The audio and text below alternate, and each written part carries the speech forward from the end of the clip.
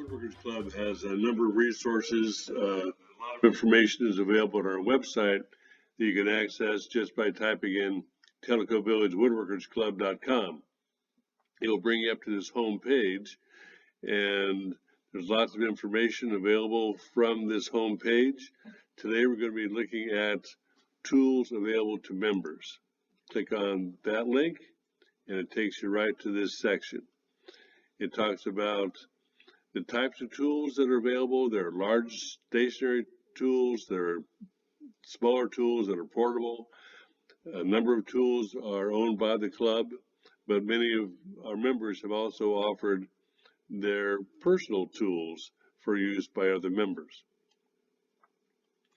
As you go down a little further, you'll see what tools there are.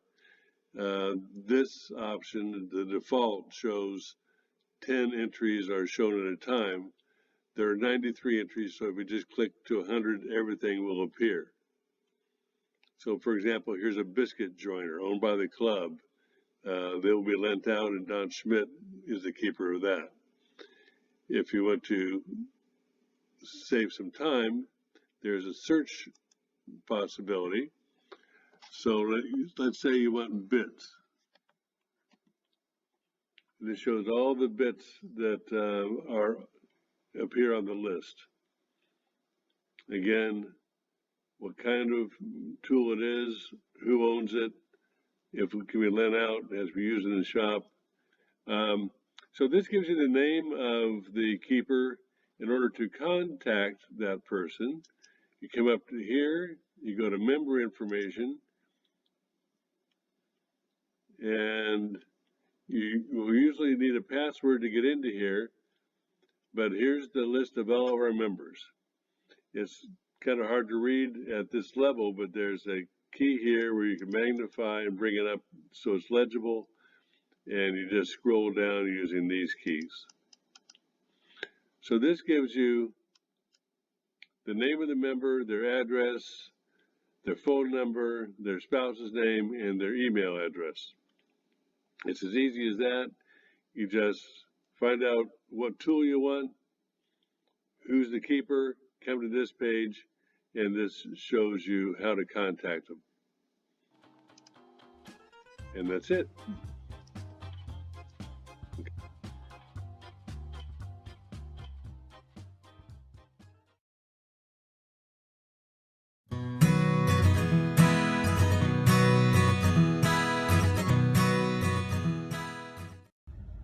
This is a video of a Morso guillotine miter chopper.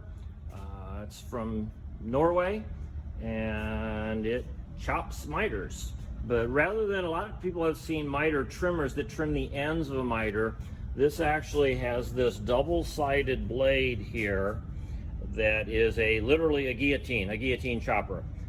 Sharpest knives of anything I have in my entire shop. They are really something to behold. The way this works is you have a piece of stock and you slide it in here. There's a foot pedal down here that you chomp with, and I'll do that in a little bit, that chops the miter. The head back in here slides back and forth, in and out, so that you start by not taking a full bite on the miter here, but you take a little bit, you nibble, and then you bring it in, and eventually you cut it as a whole. And then when you're done, you can come in one piece at a time and just take off tiny little fractions, hair's breadth slices to true up miters for whatever you need to do, edge banding or boxes or whatever it is going to be. There's a fence system in here that this piece slides in and out. So once you have them 45 on one end, you can set this to a depth, and then you can use repetitive cuts to get the same length pieces back and forth.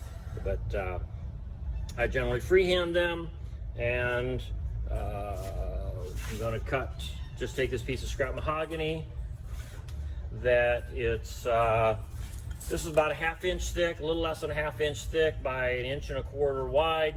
I've cut miters on here through wood as thick as 3/4 inch oak. That takes a lot more time. You nibble a whole lot more, but it's made to cut pretty much any size stock up to 3/4. Typically I do things that are in 3/8 to 1/4 to a 1/2 inch, 3/8 plus or minus thickness for most of the frames that I do. There's also a little device on the back here for doing picture frames where you have to cut that rabbet on the back side for the frame to come in. These are little adjustable height feet that after you've cut the rabbet, before you cut the miters, that will sit and fit to hold the piece flat even when you have a rabbet on the back side of the picture frame.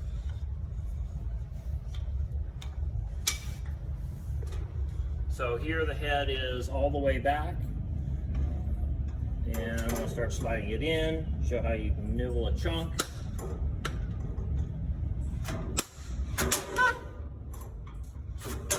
And you just work your way in.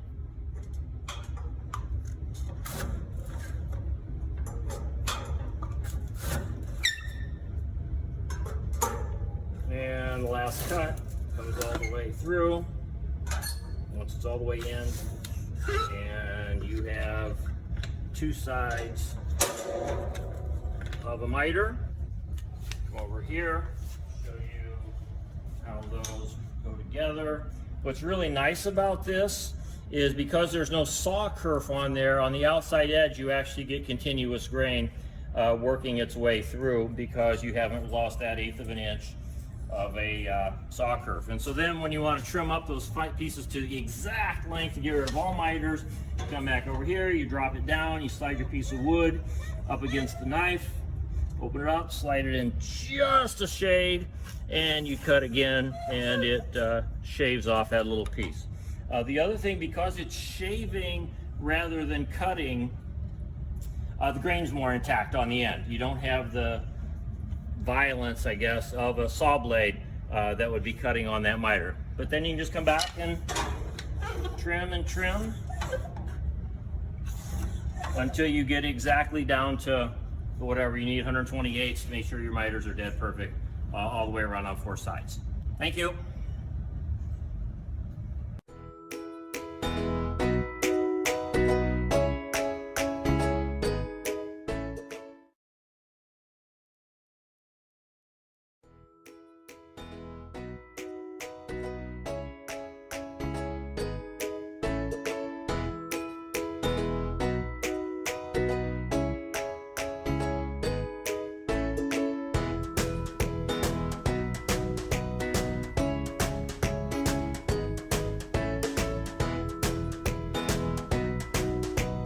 The CNC router is a very versatile machine. It can handle very large boards as shown in the specifications here.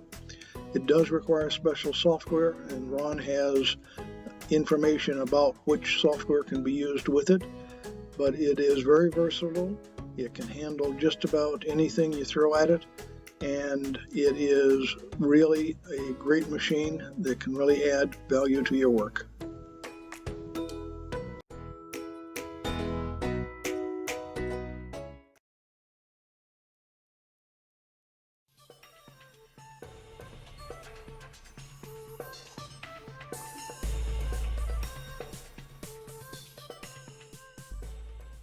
I have the privilege of having the club's mortising machine at my house, and John has brought a piece over to have a mortise cut in 2 sides of it, and he has marked one side very nicely.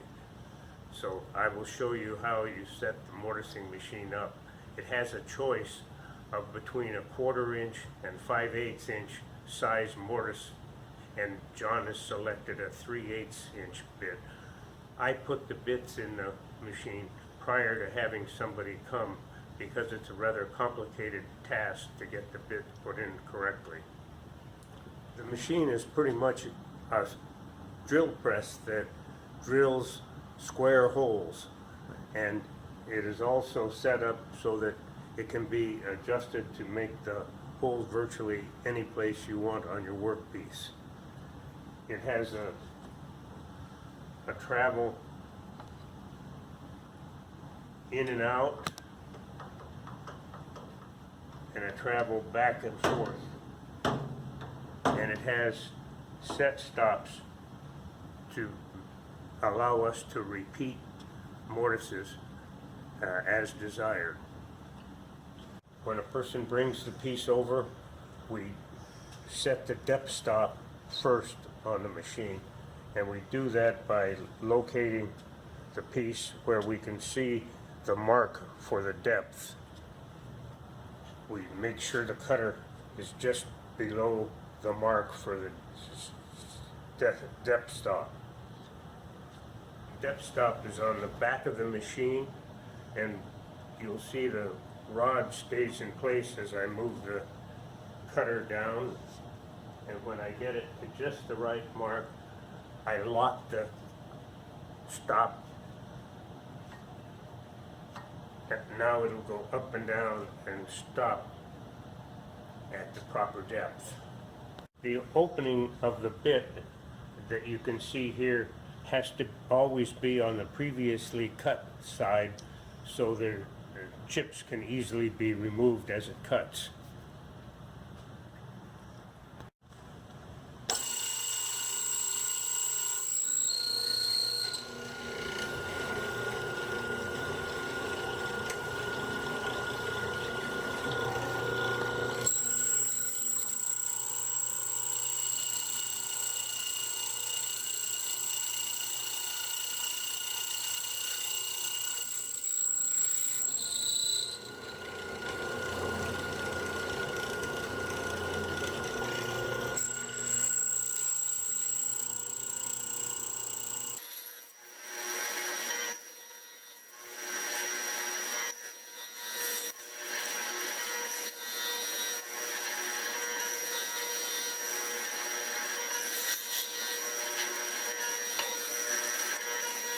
Well, when the first cut is finished, it needs to be cleaned up. So I usually stand about right here and reach up and turn the dust collector on.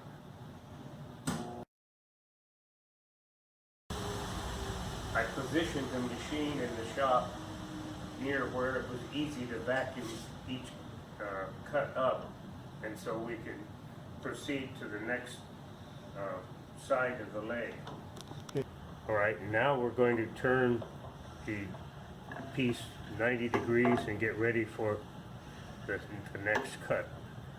It doesn't need to be marked here because of the stops on the machine will have you be exactly where you were.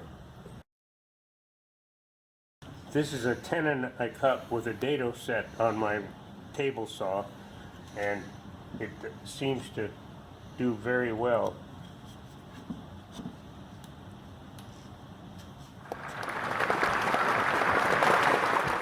Also house a Porter cable pin nailer, and the club members are welcome to come and get it from me to take where they need to, or if they need to bring some pieces over, we can crank up my air compressor and run some pin nailers for them.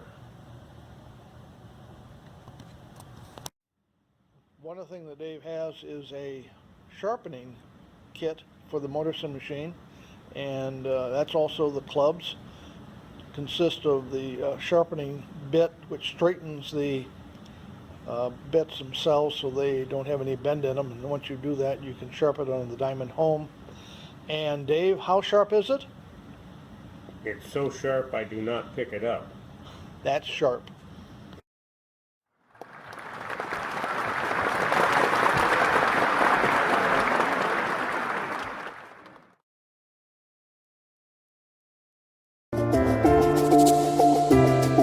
I'm Dennis Stanzik, and I am here to show you the components of the vacuum press that is owned by the club and is available to anyone who wants to use it. So I'll demonstrate how it works, and obviously is the vacuum pump. This is one of our vacuum bags, and we have a number of these in different sizes, and I'll provide an inventory of that. The board that you see in here is called a platen, and it's scored so that it allows airflow around your workpiece. I like to put just a copper scrub pad underneath the air port here so that when the vacuum generates, it doesn't suck down onto your workpiece. Just as part of the demonstration, I just have a shop rag here, and as the vacuum develops, you'll see how it flattens out. Now the system is locked in place. You know, you can see the it's like a PVC pipe and a half round other pipe. Now, I recommend offsetting these two pieces so that it's easier to take apart once you're ready to remove your workpiece.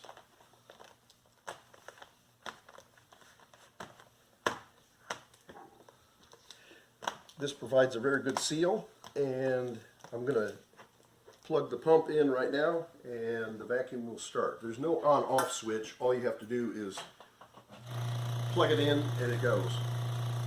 So watch this cloth. You can see how the air will be coming out of there soon.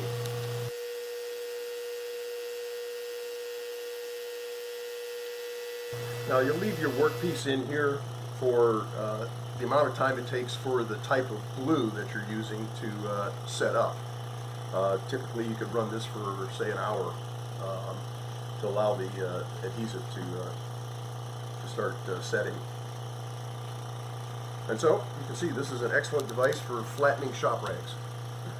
Another component of the vacuum system, it's used for larger objects. If you have say a box that you have a curved surface on, you can put it in here and you'll see how the vacuum bag seals around that. So the way it works is the box opens up. You have your air port here. This is another platen. You could say put your workpiece in here, and here's our shop rag that we're going to flatten. The tubing from the vacuum comes from underside of the box. You've got a seal around here, and so we'll see how it works. You've got a clamp here and another one in back.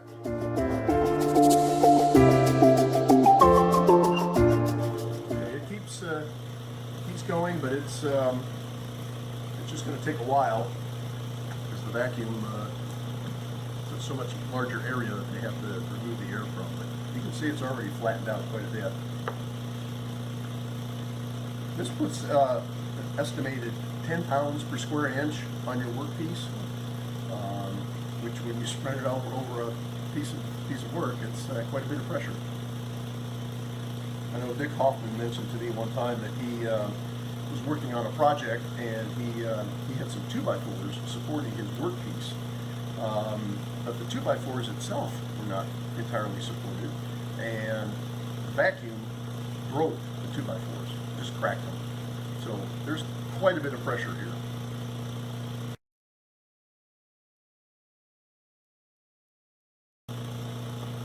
The other thing you want to be careful of is if you have sharp corners on your workpiece, like we see here, we've got these 1x2s, make sure you put a piece of cloth or sponge or something over the corners so those corners don't dig into the bag when you're pulling a vacuum.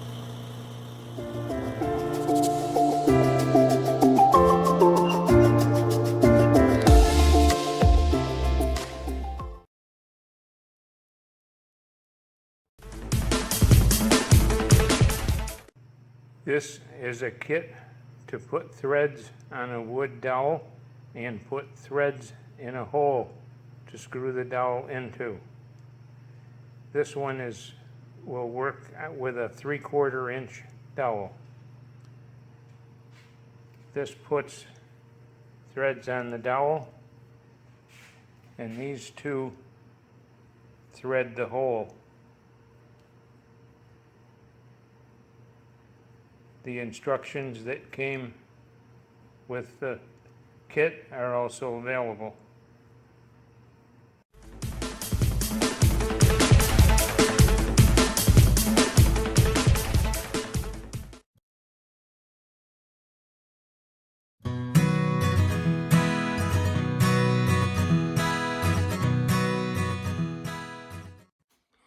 This brief video shows the use of a Millbury single end tenoning machine.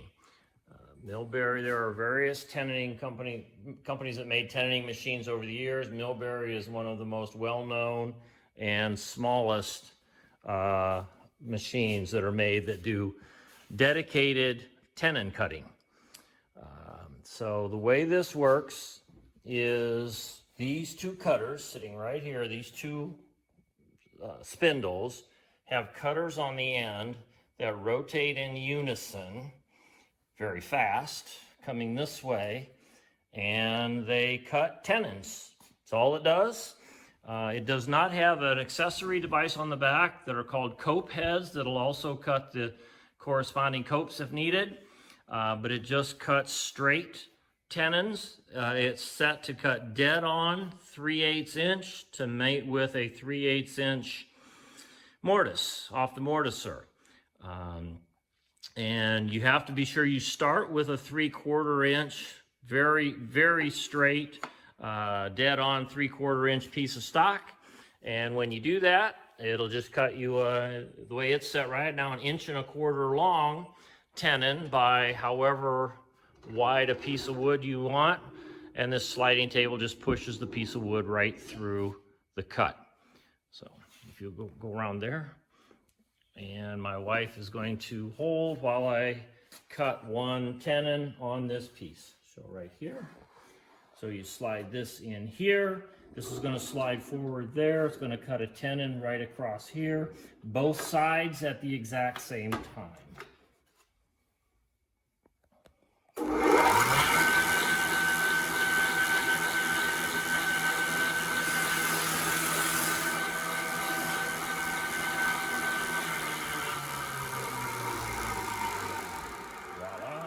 A 3/4 tenon. This is a mortise joint straight off of a 3/4 chisel on a power mortiser, and that slides right in there, just nice and tight, and sits there. The one thing you have to do, you're going to need to recut these corners, these sides, pull it back a little bit so that you don't have an exposed joint on the end there. You always want it to overlap a little bit. It's there. But anyways, that's how fast it is to cut two sides of a perfect 3/8 inch thick tenon.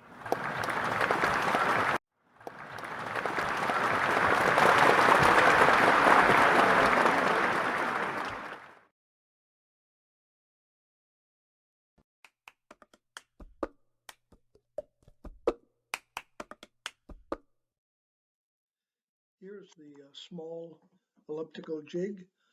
I'm going to set it at the smallest ellipse, and instead of a router, we are using a Sharpie. You can see that the ellipse is there, and it's fairly wide. Its dimensions are about the same length as in width, and so let's widen the length, and we're going to set it the setting number 2, and that will generate an ellipse that is a little bit longer and same width. If we switch our inserts into the longer inserts, we can move up to one of the other settings, and just checking to make sure it works smoothly. Put our Sharpie in, and you can see that this is even more exaggerated in terms of length versus width. And in order to keep the same shape but a larger ellipse, we move the bar, and we now have an ellipse that is exactly the same shape as the prior, but about a 1/2 inch bigger. Once we do the 1/16 inch offset, that offset is now inside the previous scribed line. Here's a sample of the types of ellipses that can be generated. This is actually a very flexible tool. If you want to do a tabletop, then that 1/16 inch offset means that you have a very fine final cut, cutting on the inside of the previous. If you want to do a picture frame, you can actually use the 1/16 inch and cut on the outside and then move it out 1/16 to cut the final cut. So it's very flexible inside and out and can generate all types of different elliptical cuts.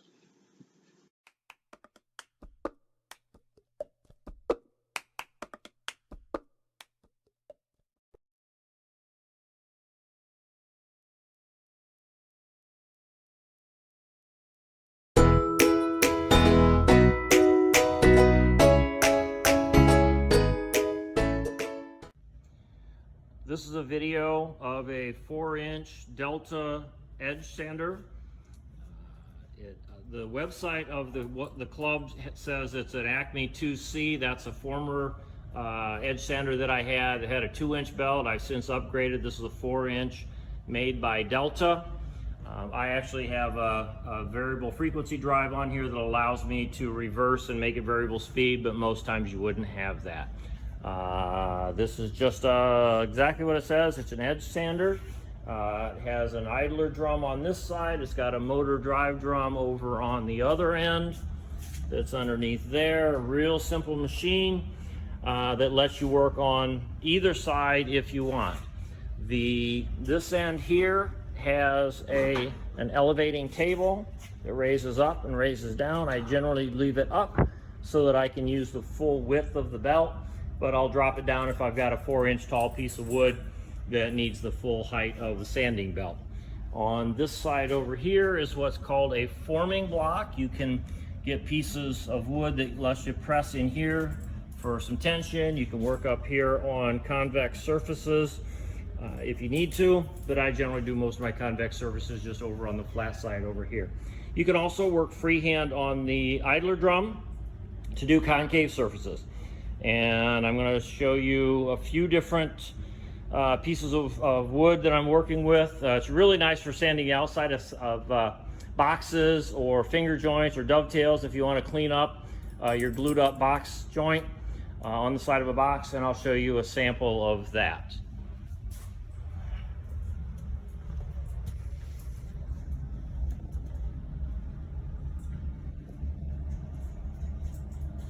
My cat and my dog are entertaining themselves here in our video as well. Out.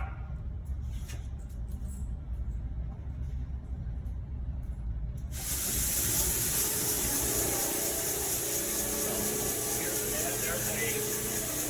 a box joint on the end of this thing on the practice piece. Just at the edge of the piece here. And over, you can sand that joint, get that back to smooth.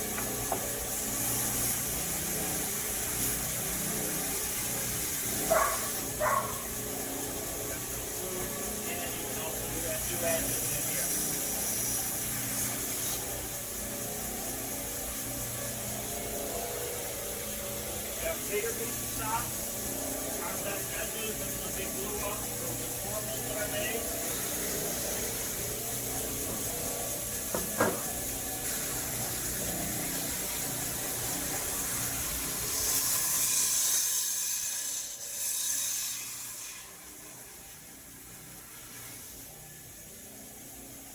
And finally, you can work on the contact side or concave side down on this end.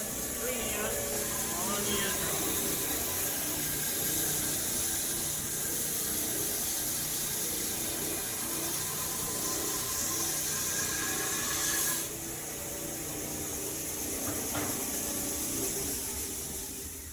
I've had many different kinds of sanders, about any kind of sander that there is, and I ended up giving up a vertical belt sander, horizontal vertical belt sander. Once I got an edge sander, this does everything that a vertical belt sander does, plus a whole lot more.